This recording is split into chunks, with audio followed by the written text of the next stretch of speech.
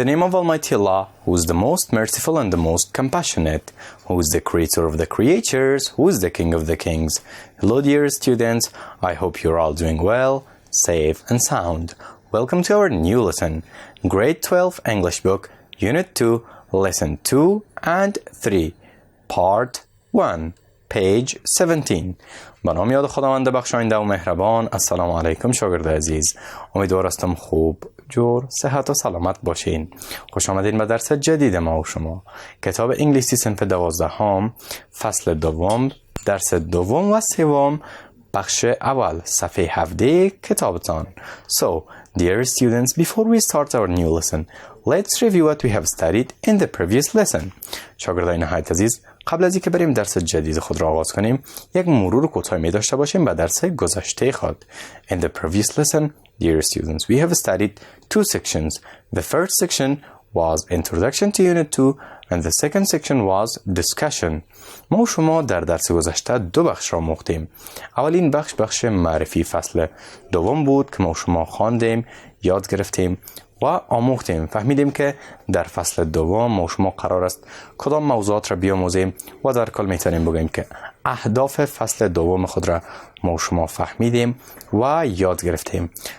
قسم که روز گذشته من براتون گفتم فصل دوم واقعا یک فصل فوق‌العاده است. ما شما تاپیک ها، مقالات و موضوعات بسیار جالب را قرار است که در فصل دوم بخوانیم و یاد بگیریم.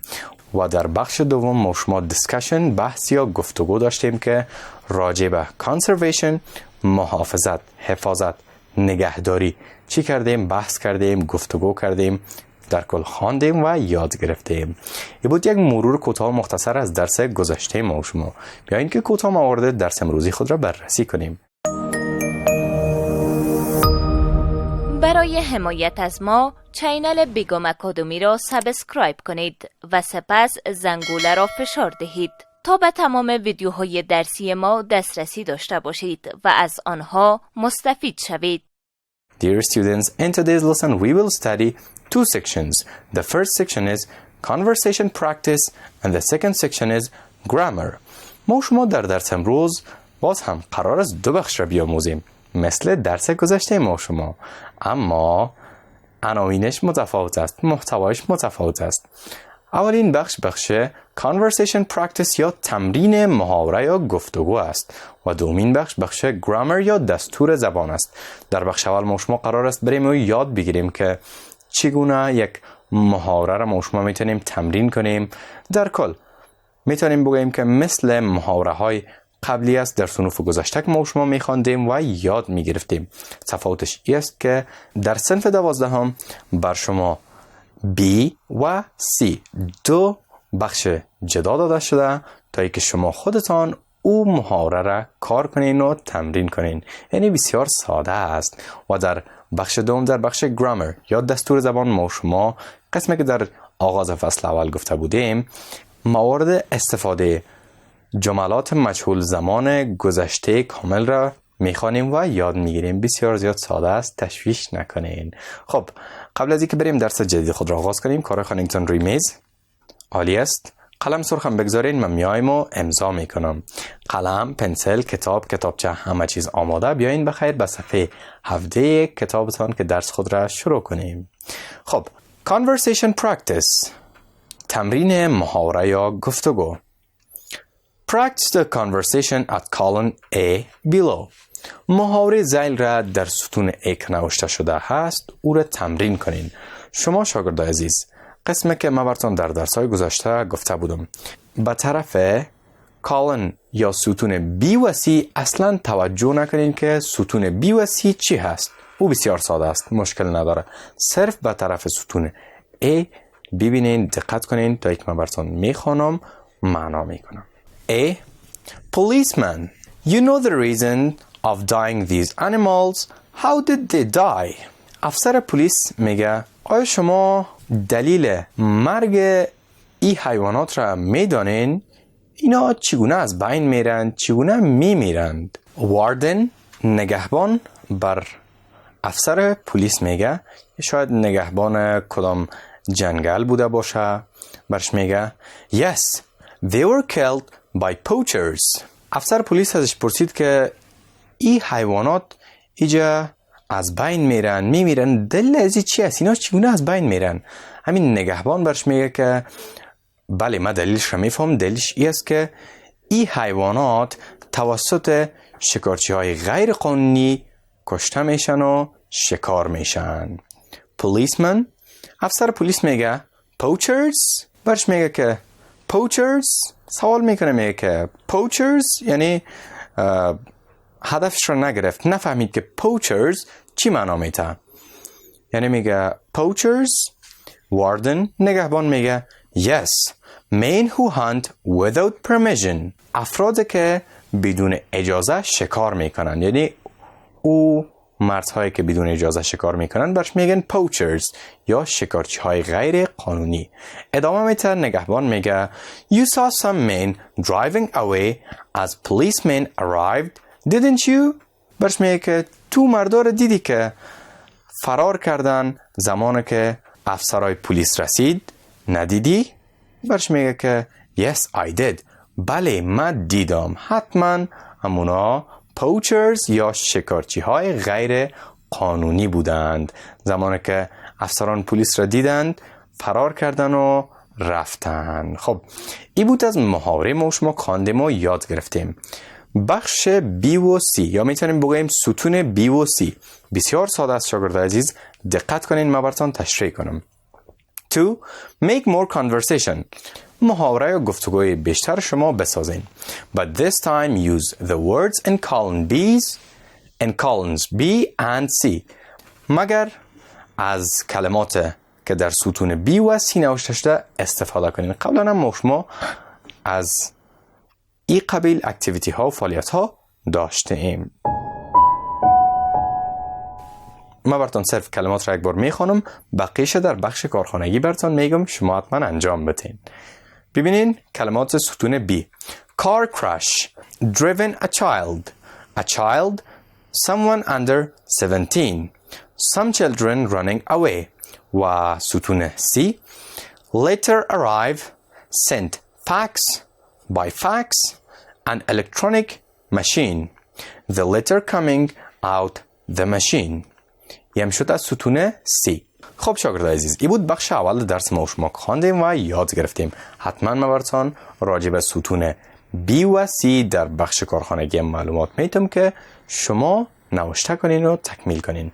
بریم به طرف بخش بعدی. grammar، دستور زبان. The past perfect passive، زمان گذشته کامل مگر جملات معلوم نیست، جملات مجهول است. جملات معلوم یا مجهول، جملات active and passive، این جملات را ما شما در صنوف گذشته خوانده بودیم. من براتون مثال میگم به زبان فارسی تا ای که شما خوبتر بفهمین. ببینین میگیم که احمد دروازه را باز کرد. درست؟ این چی است؟ active یا معلوم است. احمد دروازه را باز کرد.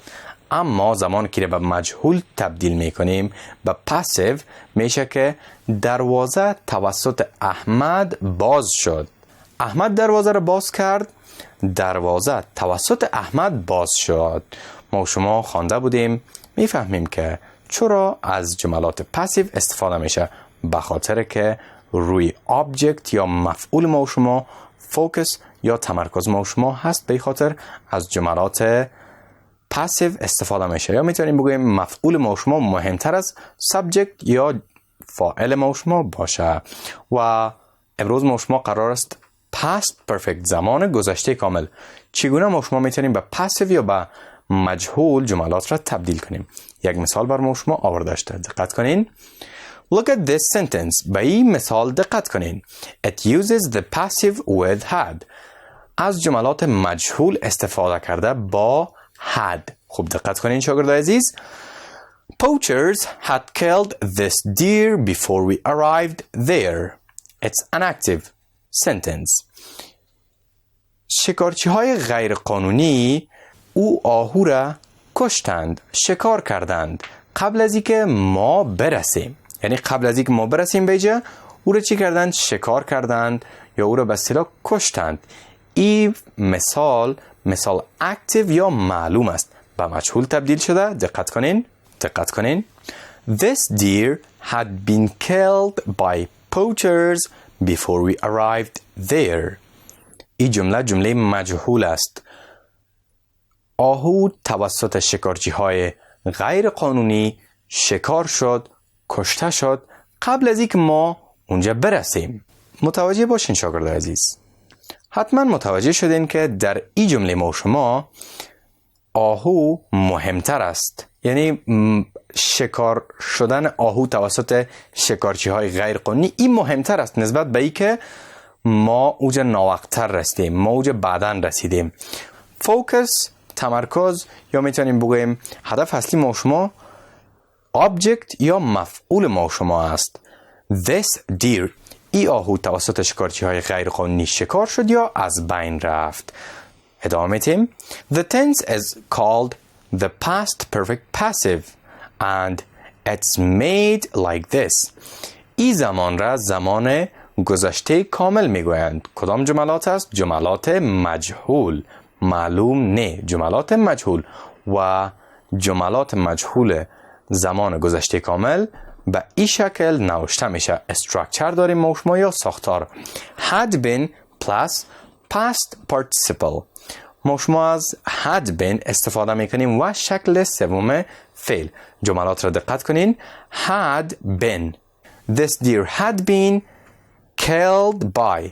ببینین که had been داریم ما شما و past participle شکل سوم فعل. killed. This deer had been killed by poachers before we arrived there. جمله مجهول و جمله مجهول اردویش را ما شما دیدیم و کار کردیم. امیدوارم مشکل باقی نمانده باشه. بازم کوتاه مرور کنین، جا اگر مشکل دارین میتونین بپرسین. فیاض مشکل نداری خنده بچه؟ عالی است. فیاض خو نام خدا لایق است دیگه، هیچ مشکل نداره. مبشر چطور هستی؟ مشکل نداری؟ عالی است. پس بریم کوتاه درس خود را جمع بندی کنیم. Dear students, in today's lesson we have studied two sections. The first section was conversation practice and the second section was grammar. ما شما در درس امروز دو بخش را آموختیم.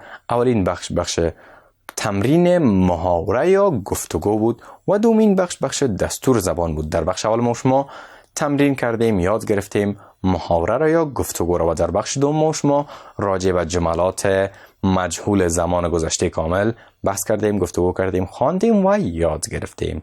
واقعا درس امروز درس جالب بود. بریم به طرف کارهای خانگی. کتابچه کارخانگیتان آماده؟ نوشته کنین homework کارخانگی. Make more conversation. Use the words in columns B and C. محاوره بیشتر بسازین و از کلمات ستون B و C استفاده کنین. خب قسمی که براتون گفتم دو ستون داریم، ستون B و ستون C. ستون B car crash, driven a child, someone under 17, some children running away. و ستون C later arrive, sent, fax, by fax, an electronic machine, the letter coming out of the machine. شما امی رقم که در محاوره A کار کردیم، شما محاوره B و C را کار میکنین. خب این بود درس امروز ما شاگردای عزیز. امیدوارم درس امروز یاد گرفته باشین. کار خانگی فراموشتان نشه. درسایتان هم بخوانین. تا درس آینده باز هم یکی دیگه خود میبینیم. شما رو به الله یکتا و به همتا میسپارم. قبل از آغاز درس بعدی وقفه کوتاه میگیریم.